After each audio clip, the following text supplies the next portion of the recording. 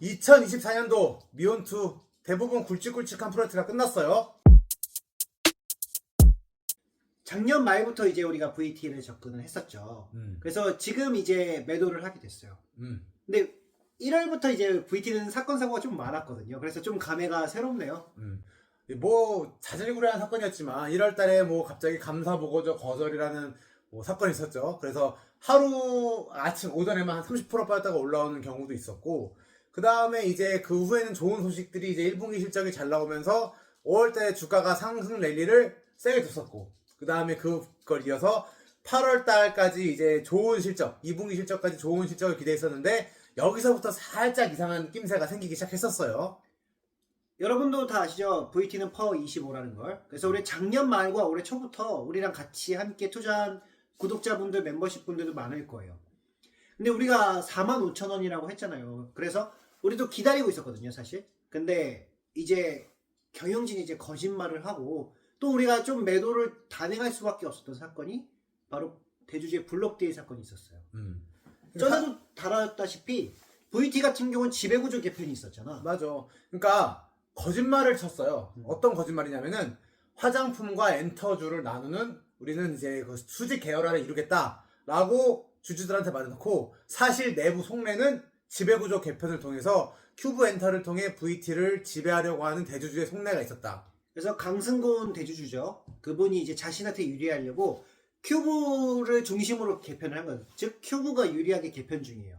아직도 그 큐브 밑에 있는 그 큐브 재팬이 인수가 아직 안 됐어요, VT한테. 그래서 우리가 이제 거기다가 이제 그 정철이라는 2대 주주가 이제 블록데이를 단행하면서 우리가 이거 내년에 게임을 해야 되는데, 왜냐면 12월 달에 하면은 사실 우리 12월 달에서 1월 사이에 우리가 주식을 매수하는 거라고 했잖아요. 그걸 못하게 되니까 이거 물리면 좀 골치 아픈데 라고 해서 매도를 어쩔 수 없이 단행하게 되었어요. 그래서 17,000원 부근에서 샀던 게 지금은 이제 한 31,000원 얼마 좀 위에서 이제 매도를 하게 됐죠. 그래서 지금 사실 거의 이제 우리 같은 경우는 VT로 100% 정도 올해 수익을 냈는데, 만약 우리 예상대로 대주주의 이런 지배구조 개편이 없었다면은 46,000원 정도가 목표가였거든요. 한 50% 정도도 수익을 못 내고 나오는 좀 안타까운 상황이 있었는데, 그래서 아마 시스템 개선도 필요하다고 우리가 절실히 느껴서 시스템도 개선했습니다. 그러니까 대주주가 거짓말을 하면 그 즉시 절반이나 전체 매도를 한다. 이렇게 우리가 조금 내년부터는 이 시스템을 도입을 하려고 해요. 그래서 VT의 결말도 우리가 궁금하긴 해요. 12월 달에 지배구조 개편이 어떻게 마무리되는지. 그 다음에 내년에도 리들샷이 성장할 수 있을지는 아마 내년 스토리에 한번 이제 추적을 해봐야겠네요. 그래서 우리 결론은 VT는 거의 100% 가까이 이익을 수익을 얻었어요. 네, 우리 구독자분들도 많이 얻으셨겠죠? 다음 두 번째 종목 한번 해볼까요? 두 번째는 이제 올해 가장 희대작 애플로빈이라는. 야, 이거 전체 올해 몇 퍼센트 올랐지? 애플로빈이 올해 전체 수익률이 그럼 39달러로 시작했는데 지금 168달러 아니야 213까지 올라갔어요. 213. 지금 이 168달러라는 가격은 여러분, 오늘 오전에 지금 애플로빈이 실적이 났거든요.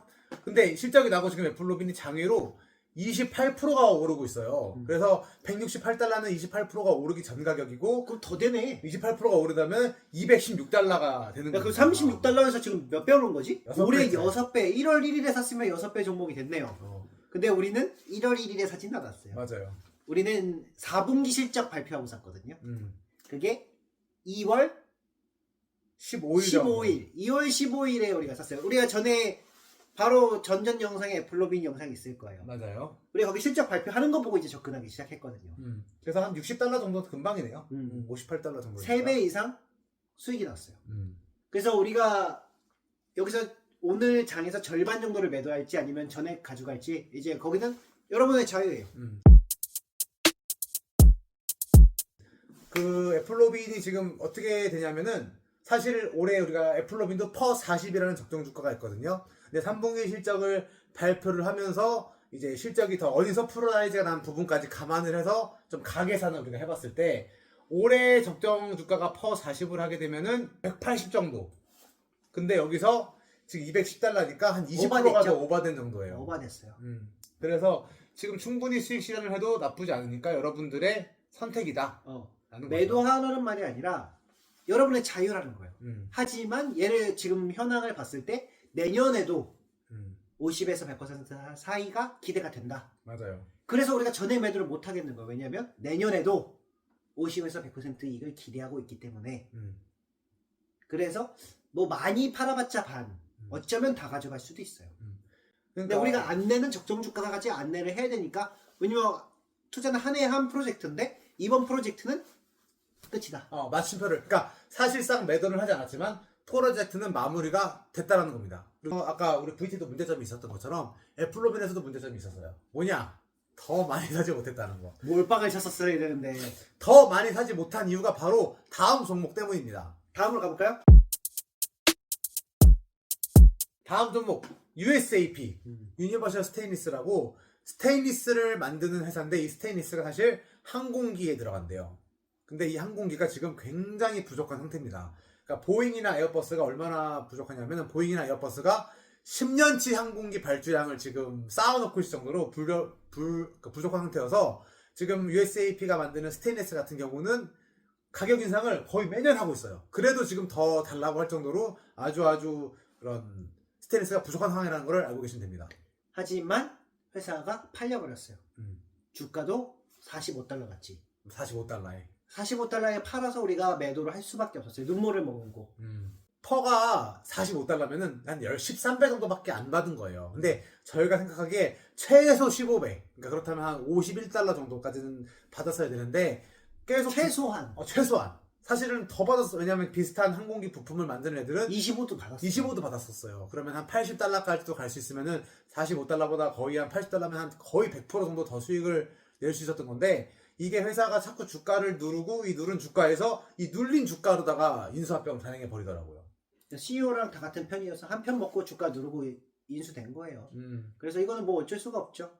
그래서 이제 매도를 단행했어요. 너무 아쉬운 거죠. 실적이 잘 나면은 빵 뛰어야 되는데. 맞아. 너무 아쉬운 거예요. 그래서 저희는 사실 40% 정도밖에 못 벌고 나왔는데, 그래도 이 친구가 만약에 실적이 잘 나고 그 다음에 좀 제대로 평가를 받았다면은 훨씬 더 좋은 수익을 낼 수 있지 않았을까 싶습니다. USAP 같은 경우 우리가 역시 4분기 실적 하고 나서 이제 한 2, 3월쯤에 접근하기 시작했을 거예요. 얘는 3월 말에 실적 발표를 했거든요. 4분기 실적을 작년. 그래서 거기서부터 접근을 하기 시작했던 것 같아요. 25달러 부근에서 접근을 하다가 마지막에 이제 실적이 계속 잘 나는 거 보고 우리가 이제 더 들어갔지. 더 들어갔는데 회사가 매각이 당해서 그렇게 크게 이익은 안 나왔어요. 그러니까요. 그리고 USAP 같은 경우를 통해서 우리가 또 개선한 점이 있죠. 그래서 철강 같은, 그러니까 사실 리드샷, 이런 VT 리드샷 세상에 없었던 거지. 그 다음에 애플로비니아는 AI 광고, 이런 부분들은 아예 세상에 없던 게 새롭게 창조되는 회사들이었는데, 스테인리스는 사실 옛날부터 있었던 건데 상황이라든가 이런 것들이 스테인리스를, 정치라든가 뭐 이런 것 때문에 코시국 이런 것 때문에 이제 스테인리스가 폭발하게 된 건데, 이런 부분보다는 세상에 없던 것 쪽으로 집중하는 게, 애플로빈에 집중하는 게 맞았다라는 거죠. 그래서 우리가 내년부터는 창조에 집중하겠다. 창조적인 거에 접근을 하겠다. 라고 결론을 내려서 내년 시스템부터 도입이 될 거예요. 맞아요. 자, 그리고 마지막 종목은 역시 아픈 손가락이 하나 있었죠. 바로 퍼스트 솔라입니다. 대선이 어저께 끝났는데 이 퍼스트 솔라는 사실 대표적인 해리스 수혜주였어요. 사실 우리가 처음에 접근했을 때만 해도 그 수혜주인지 몰랐어요. 왜냐면은 트럼프도 관세를 올리고 해리스도 관세를 올리고 중국산 태양광 패널이 문제거든요. 그래서 이거 막으면 미국한테 보조금을 줘갖고 미국산에 유리하다라고 생각해서 접근했었는데, 중요한 게 있었지. 바로 바이든 행정부가 갖고 있던 IRA 법안을 통해서 퍼스트 솔라 이익이 70% 이상이 세제 혜택으로부터 나온다 였던 겁니다. 그래서 트럼프가 이거를 날려버리면 우리가 골치가 아프기 때문에 매도를 하게 됐어요. 역시 밖에 외부 상황, 그러니까 정치 상황이었던 거죠, 퍼스트 솔라는. 그래서 이런 정치 상황에 너무 큰 영향을 받는 또 태양광이 미래는 아니었잖아. 맞아. 너무 오래됐지. 태양광 패널 있었는데. 태양광 사실 우리나라 OCI부터 시작해가지고 옛날부터 있었던 거잖아요. 그러니까 어떻게 보면 굉장히 비슷하게 스테인리스랑. 그래서 스테인리스는 근데 이제 USAP 같은 경우는 코로나였던 이런 시국의 문제였고, 퍼스트 솔라는 이제 정치 상황, 세제 혜택이 문제였는데, 또 하필 또 올해가 대선이 있어가지고 대선이 있는 애를 하지 않겠다 했지. 맞물려 버렸어. 심지어 이제 작년에도 오르고 올해도 양봉이긴 하네. 12%는 양봉이긴 하네요. 고점이 78%인데. 그러니까. 근데 이거 올라갈지 떨어질지 몰라요. 왜냐면은 지금 AI 때문에 전기가 부족한 상황이니까. 근데 이제 IRA 법안이 어떻게 되는지에 따라서 이게 큰 폭으로 변동이 있을 수 있어서 아마 트럼프 행정부가 본격적으로 출범하고 이제 IRA를 어떻게 할지를 본 다음에 움직일 것 같아요. 맞아요. 잘못됨을 좀 인정했죠. 정치 상황 우리 대선 때 잘못 건드렸다라는 걸 인정하고 좀 손해를 한 40% 정도 손해를 보고서는 매도를 했습니다. 자, 이렇게 해서 이제 우리가 최근에 프로젝트 끝난 걸 모아서 한번 찍어봤어요. 그리고 이제 다음에 이제 투자를 해야겠죠. 그럼 이제 뭘 투자할지에 대해서 얘기를 해야 되니까 구독과 좋아요 하시면 우리가 함께 다음 편까지 또 만들어볼게요. 지금 내년 투자 종목도 열심히 조사하고 있거든요. 그래서 2025년도 미온투 투자 종목 궁금하시다면은 구독, 좋아요 해주시면은 우리 계속 유튜브 열심히 올릴 테니까 한번 같이 해주시면 감사하겠습니다. 우리 열심히 조사하고 있어요 이제. 음. 네, 그리고 이제 내년에 또 해볼까요? 좋은 종목 나오면 바로 알려드릴게요, 여러분. 감사합니다.